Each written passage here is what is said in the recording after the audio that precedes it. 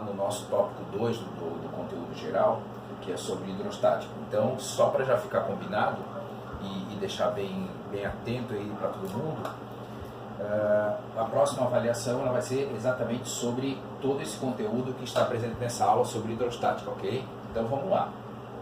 Bom, a hidrostática ela estuda os fluidos em equilíbrio. Quando a gente pensa em estudar os fluidos em equilíbrio, tá, a gente pensa na situação onde a força resultante que atua sobre o sistema é zero, e se a força que atua sobre o sistema é zero, significa dizer que ele pode estar em equilíbrio estático ou em equilíbrio dinâmico. Nesse nosso caso aqui, nós vamos estudar ele em equilíbrio estático, então quer dizer que o fluido está lá em repouso bonitinho, e a gente vai ver como é que ele influencia as coisas ao seu redor. Bom, primeira coisa, a gente precisa pensar o que é fluido. Então, quando a gente pensa lá nos estados físicos da matéria, nós temos o sólido, que tem forma e volume bem definidos. Entretanto, o líquido e o gasoso, eles mudam um pouco. Por quê? No líquido, por mais que o volume seja definido, mas a forma não. Como assim? Se eu colocar 1 litro de água dentro de um copo, ele vai ter o formato do copo. Se eu colocar esse 1 litro de água dentro de um vaso, ele vai ter o formato do vaso. Então quer dizer que o líquido ele tem volume definido, mas a forma dele já depende de onde ele está. Agora, o gás, ele não tem nem forma definida, tá? Nem volume definido. Por quê? Se, por exemplo, alguém entra numa sala de aula e está com muito perfume, rapidamente você percebe que todo aquele perfume vai se espalhar e todo mundo vai sentir o cheiro da pessoa. Então, o cheiro, o aroma lá que a pessoa está usando como perfume, né? Então, o gás ele vai ocupar todo o espaço que você deixar para ele e também não vai ter forma definida. Então, ele vai depender muito do ambiente onde ele está, tá? Então, quando a gente pensa em fluido, a gente está usando tanto para aquilo que é líquido, quanto aquilo que é para gasoso, tá? Pois eles não têm forma definida, perfeito? Então, aqui, só para fazer uma recapitulação, que mais para frente vocês vão precisar disso, né? Então, o sólido, tá? Líquido, gasoso. Então, você começa a perceber que do sólido para líquido, as moléculas ficam um pouco mais afastadas, de líquido para gasoso, mais afastadas ainda. E aí você tem aqueles processos, né? De transformação de sólido para líquido, fusão ou liquefação, de líquido para gasoso, vaporização, de gasoso para líquido, condensação, de líquido para sólido, solidificação. E aí tem aquele processo, a sublimação, que é a passagem direta do sólido para o gasoso, que daí no caso, o exemplo clássico é a naftalina, né? E de gasoso para o sólido, que alguns aí têm falado muito na questão da geada, né? Então você tem lá o vapor de água disperso no ar, que entra em contato com a superfície extremamente gelada e se solidifica, ela não chegaria a passar pelo estado líquido. Mas enfim, vamos lá. Para a gente poder falar sobre a hidrostática, nós vamos precisar definir algumas grandezas que serão bastante necessárias para os nossos estudos, tá certo? Então a primeira delas é densidade e massa específica. Bom, quando eu falo aqui de massa específica, olha só o que eu tenho. Representa a razão entre a massa de um corpo e seu volume, tá? Quando eu vou ver densidade, eu também tenho lá, também representa a razão entre a massa do objeto e o volume do corpo. Só que o que muda um e o outro? A massa específica, ela caracteriza o material que está sendo analisado. Então, por exemplo, eu vou lá numa tabela e vejo, ó, a massa específica da água é 1 grama por centímetro cúbico. A massa específica do gelo, 0,92 gramas por centímetro cúbico. Então, essas grandezas, essas substâncias aqui, elas têm as suas massas específicas bem definidas, tá? Agora, quando a gente pensa na densidade, ela não caracteriza a substância. Por exemplo, se eu penso num navio, um navio ele é feito de aço e ele flutua no mar. Agora, um pedaço de prego que é feito do mesmo aço, ele não flutua no mar. Então, o que acontece? O navio ele possui partes ocas dentro dele. Então, quer dizer que a densidade aqui é diferente da massa específica aqui. Então, se eu tenho espaços vazios, tá? Eu vou estar falando de densidade. Se eu não tenho espaços vazios, se eu estou falando de uma substância sólida, tá? Maciça, perdão, eu tenho aqui algo que está sendo falado sobre massa específica, certo? Então, massa específica caracteriza a substância, enquanto que densidade não. Então, assim, tanto a densidade quanto a massa específica, a equação é massa sobre volume, né? Tá?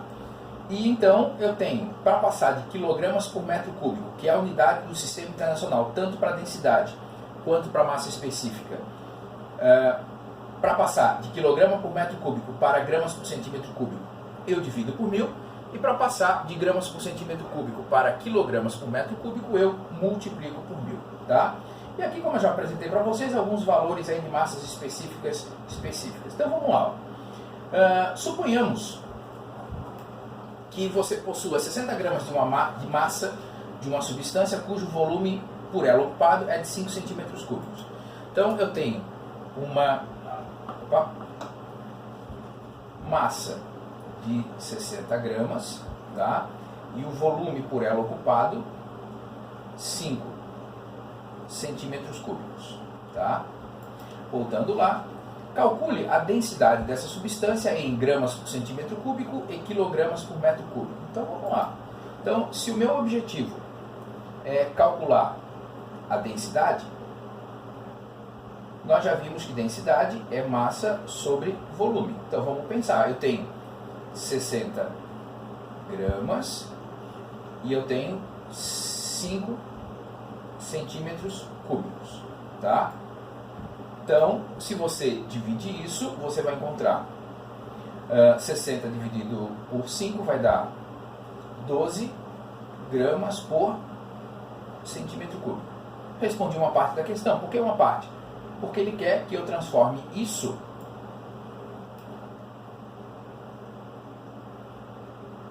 para quilogramas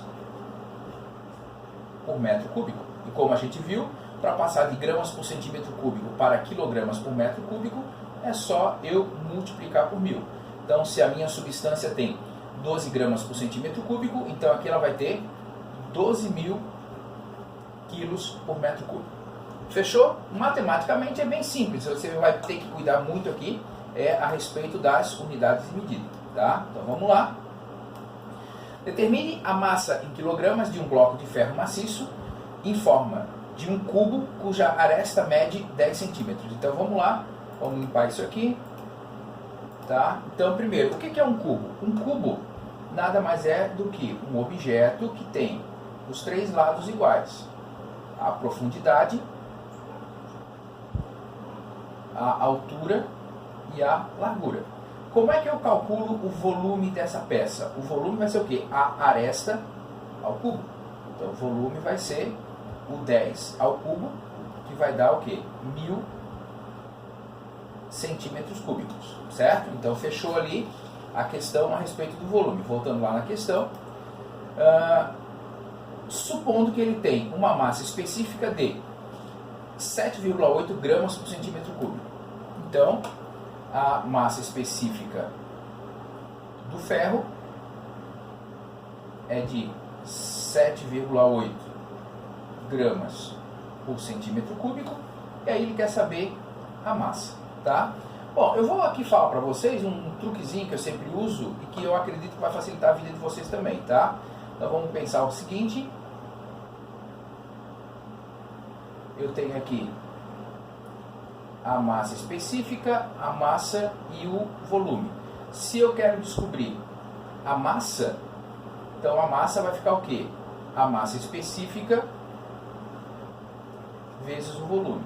Então a massa vai ser 7,8 gramas por centímetro cúbico vezes o volume que a gente viu lá que deu 1000 centímetros cúbicos. Nesse caso aqui, o centímetro cúbico com o centímetro cúbico eu posso cortar, né? Então quer dizer que a minha massa fecha 7.800 gramas. Só que ele queria o resultado em quilos. Então o que eu vou ter que fazer? 1 quilograma tem 1000 gramas. Então 7.800 gramas vai ter X. Tá? Então quer dizer que essa minha massa ela vai fechar 7,8 kg. Fechou? Então, tranquilo aí, um exercíciozinho bem fácil de fazer, né? Terceira questão. Qual é a densidade de uma mistura de dois líquidos de densidades 0,4, 0,6, supondo que as massas sejam iguais? Então, agora, quando eu paro para pensar nesse exercício, o que eu tenho aqui? Eu tenho uma densidade de 0,4 gramas por centímetro cúbico. Eu tenho a outra densidade de 0,6 gramas por centímetro cúbico. E eu estou misturando essas duas substâncias de densidades diferentes. Então eu tenho que parar e pensar que cada uma dessas densidades aqui, quando misturadas, se ficar mais massa dessa substância do que dessa, a minha massa específica vai chegar, a minha densidade final vai ficar mais perto dessa. Se eu colocar mais dessa daqui, vai ficar mais perto dessa daqui, certo? Só que ele está dizendo que as massas são iguais. Então, por exemplo, eu vou supor que essa massa 1 aqui é de 100 gramas, que essa massa 2 também é de 100 gramas. Poderia colocar qualquer outro valor aqui, com toda certeza. Mas agora vamos parar para pensar como é que a gente vai calcular isso. Então vamos lá. Para eu calcular a densidade, independente do que seja, vai ser o quê? A massa sobre o volume. Eu estou misturando a 1 com a 2. Então eu vou ter que somar a massa 1 com a massa 2 sobre o volume 1 mais o volume 2. Certo? Tendo em vista a suposição que nós fizemos, a gente já sabe que a massa 1 é 100 gramas, a massa 2 também é 100 gramas. Só que eu ainda não sei quanto que vale o volume 1 e o volume 2. Então eu tenho que ir aqui, voltando aqui, deixa eu diminuir, tá? Então eu vou ter que vir aqui, ó, e calcular quanto que é esse volume. Então o volume, se você fizer aquele triângulo, você vai encontrar que o volume é a massa sobre a densidade. Então quer dizer que vai ficar aqui 100 sobre 0,4. Então esse volume 1 vai fechar, deixa eu só fazer a conta aqui rapidinho, 100 dividido por 0,4, isso aqui vai dar 250 centímetros cúbicos. Tenho que repetir o cálculo também para esse daqui. Então aqui o volume 2 ele vai ser o 100 sobre 0,6. Bom, 100 dividido por 0,6, isso aqui vai dar 166,67 centímetros cúbicos. Então quando eu vou lá embaixo para continuar, eu vou ter aqui o volume 1 250 centímetros cúbicos, o volume 2 166,67.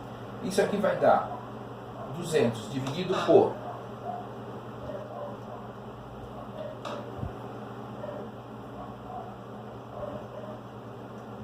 416,67. Então, nesse caso, a minha densidade final daquelas duas misturas vai ser o 200 dividido pelo 416,66, que vai dar 0,48 gramas por centímetro cúbico. Talvez você estivesse pensando, mas eu estou substituindo duas massas iguais, então quer dizer que a minha resposta deveria dar exatamente no meio. Toma cuidado, tá? Tenta refazer depois esses cálculos usando aqui o mesmo, ao invés da mesma massa, o mesmo volume para ver o que acontece, certo? Então se eu colocar aqui a massa igual para um e para outro, tá? O meu resultado vai fechar 0,48 gramas por centímetro cúbico. Fechou, pessoal? Dando continuidade aqui aos nossos estudos. A gente agora começa a ver a questão da pressão mecânica. Bom, a pressão, ela nada mais é do que a razão, a divisão da força aplicada pela superfície onde ela está sendo aplicada. Tá? Bom, antes de começar a comentar sobre isso aqui, vamos parar e vamos pensar, por exemplo, aqui, ó. Aqui nós temos um faquir. O faquir nada mais é do que aquela pessoa que acaba deitando em camas de prego. Se você pedisse para essa pessoa deitar sobre um prego apenas, você sabe que ela não vai deitar. Por quê? Porque quando ela for fazer isso, ela vai efetivamente se furar. Agora, quando você tem diversos pregos como esse, o que você vai acontecer? O peso da pessoa, que é a força que está atuando sobre todos os pregos naquele momento, ela vai ser diluída sobre cada um desses pregos, né? E dessa forma a gente vai observar que a pessoa, ela não vai ser furada. Então, quando eu tenho dois objetos que tem uma área entre eles, tá? Eu vou calcular a pressão fazendo força sobre área. E aqui é importante você pensar o seguinte, ó, quanto menor for a área, maior vai ser a pressão.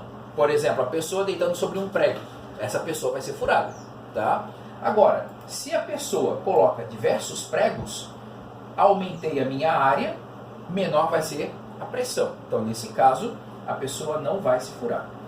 Bom, unidades de medida. No sistema internacional, força é Newton, área é metro quadrado. Então, quer dizer que 1 Newton por metro quadrado é igual a 1 Pascal. Tá? Então, essa é a unidade do sistema internacional. Mas nós temos outras unidades que vão aparecer para frente. Por exemplo, atmosfera. Uma atmosfera é igual a 100 kilopascais, ou 100 mil pascais. Uma atmosfera é igual a 76 centímetros de Hg, 760 milímetros de Hg, ou 760 torr. Então, todas essas são unidades de medida, mas o sistema internacional está aqui em Pascal. Então, toma cuidado. Bom, sobre o faquir nós já falamos. Agora, uma faca cega ou uma faca afiada? Quem nunca se deparou com a situação de chegar num restaurante e simplesmente você querer cortar um bife e a faca está horrível? Então, quando você para pensar numa faca cega, então deixa eu tentar desenhar isso aqui. Então, uma faca cega, o que é? Vou fazer um corte aqui transversal. É uma faca que aquela região onde você vai cortar o bife, o pão, que seja, ela está achatada. Bom, quando você começa a querer afiar essa faca, amolar a faca, o que você faz? Você começa a desgastar aqui na pedra, até que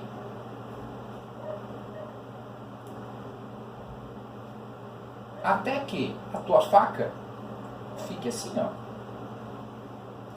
Quanto menor for a área de contato entre a faca e o bife, entre a faca e o pão, por exemplo, menor a área de contato, maior pressão, menos força você vai ter que fazer, tá certo?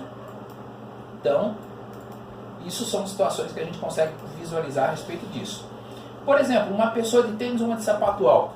Vamos pedir para uma jovem pegar um sapato de salto e querer andar, ponta agulha, né?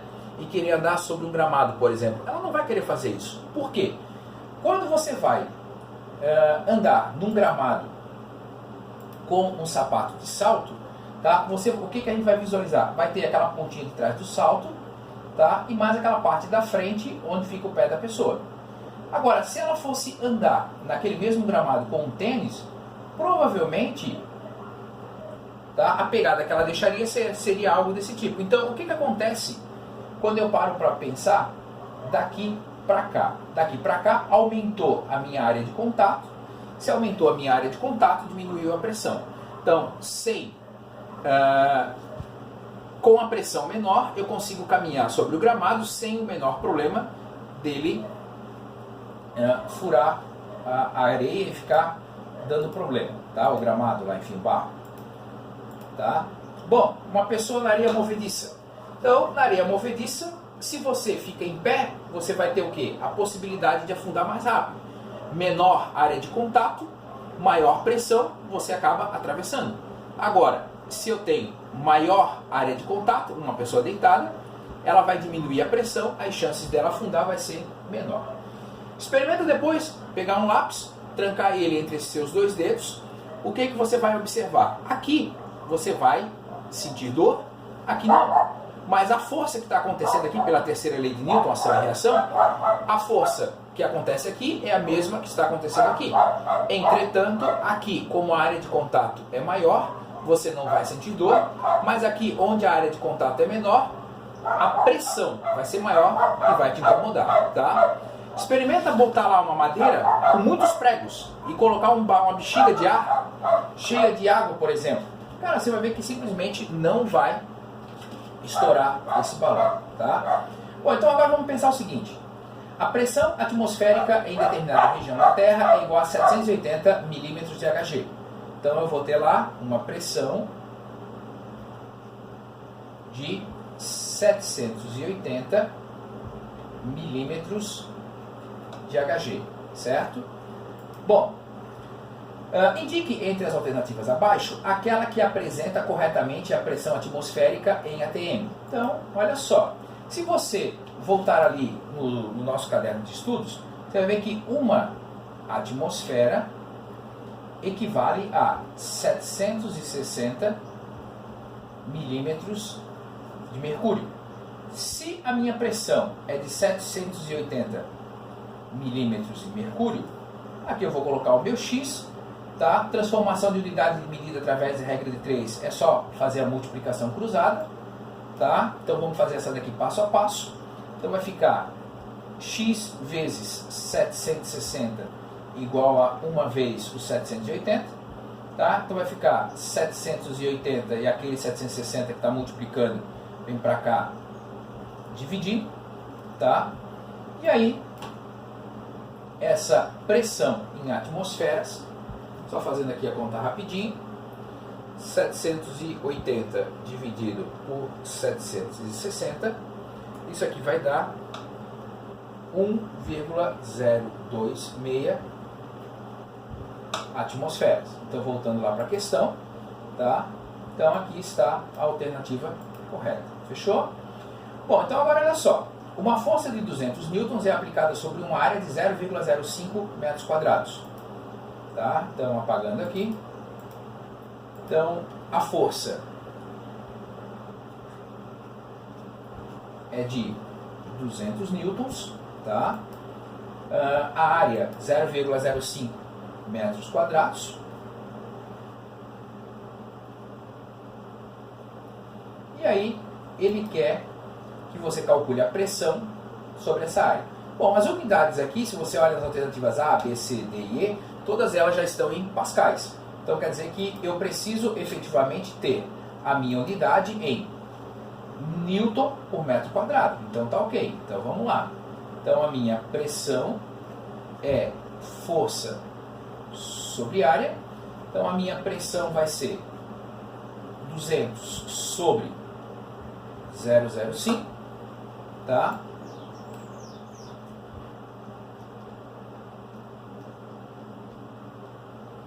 Então eu vou ter aqui nesse caso uma pressão de 4.000 newtons por metro quadrado, ou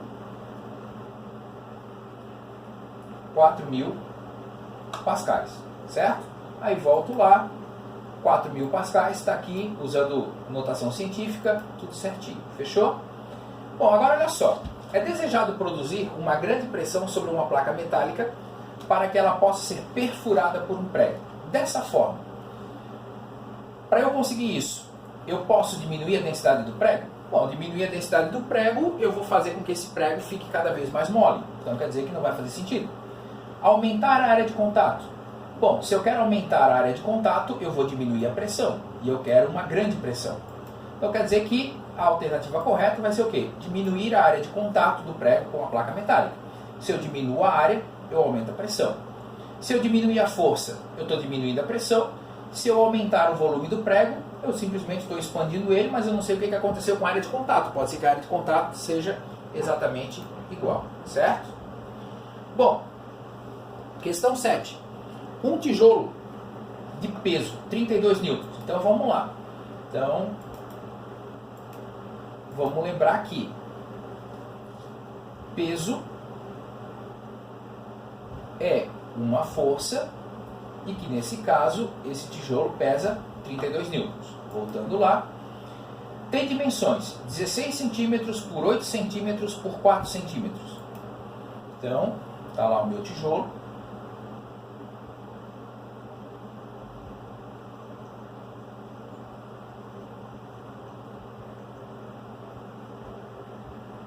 Então, 16 centímetros. Opa, vamos ajustar aqui para não dar problema. Tá? 16 centímetros por 8 centímetros por 4 centímetros. Aqui está o meu tijolo. Aí ele pede, quando apoiado na sua face de menor área, qual a pressão que ele vai exercer sobre a superfície em newtons por centímetro quadrado? Bom, o que é a menor área? 8 por 16, ou 8 por 4, ou 16 por 4. Tá? Então, a menor área, nesse caso, então, a menor área é aquela onde eu vou ter 4 centímetros por 8 centímetros. Como é que eu calculo a área de um retângulo? Base vezes altura. Então quer dizer que essa área é de 32 centímetros quadrados. Tendo em vista essa informação aqui e essa informação aqui, eu posso dar continuidade ao meu problema. Então, botar aqui um pouquinho para cima.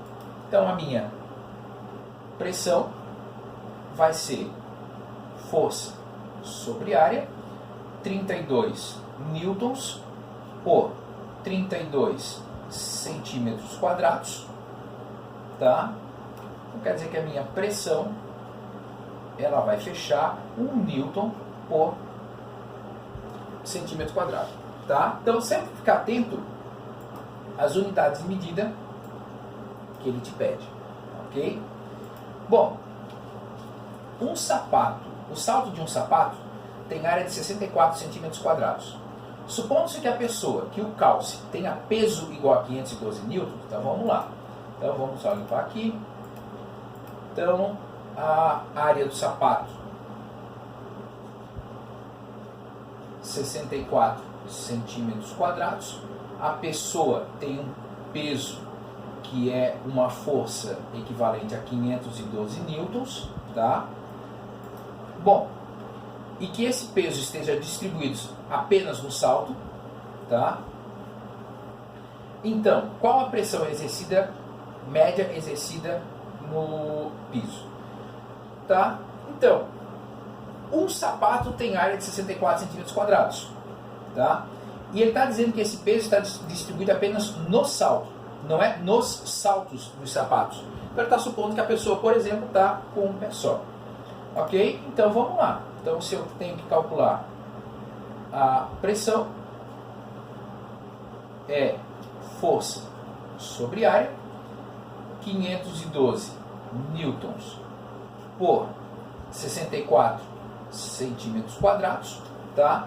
Então, fazendo essa conta, eu vou ter 512 dividido por 64, eu vou ter aqui como resultado 8 newtons por centímetros quadrados.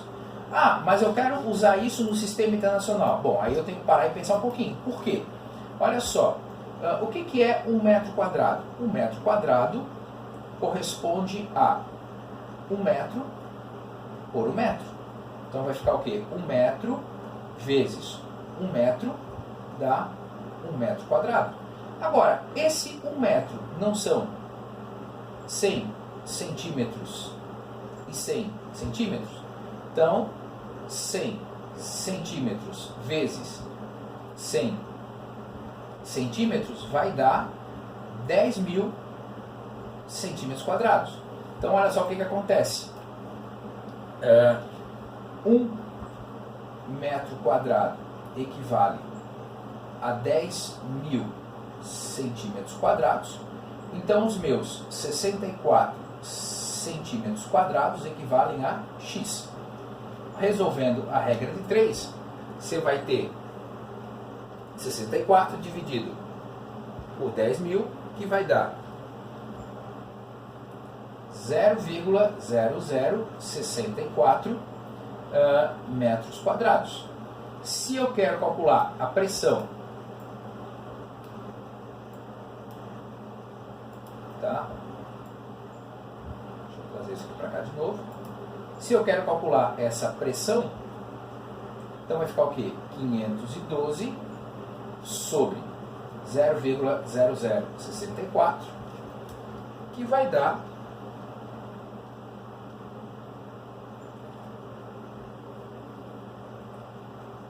80.000 newtons por metro quadrado, que, para só recordar, vai dar 80.000 pascais. Tá? Então, aquela pressão de 8 newtons por centímetro quadrado equivalem a 80.000 newtons por metro quadrado. Perfeito? Bom, na próxima aula a gente começa a falar sobre pressão hidrostática. Então presta atenção. Para a próxima semana, você vai me fazer, já vou postar lá no Cigar, essa lista de exercícios 3 sobre hidrostática. Você vai fazer a parte 1 sobre densidade, tá? Todos esses 6 exercícios. Tá? Você vai fazer a parte 2 sobre pressão mecânica. Então quer dizer que a tarefa para a próxima aula são fazer esses 12 primeiros exercícios. Fechou? Pessoal, uma boa semana para vocês. Um grande abraço. Tchau, tchau.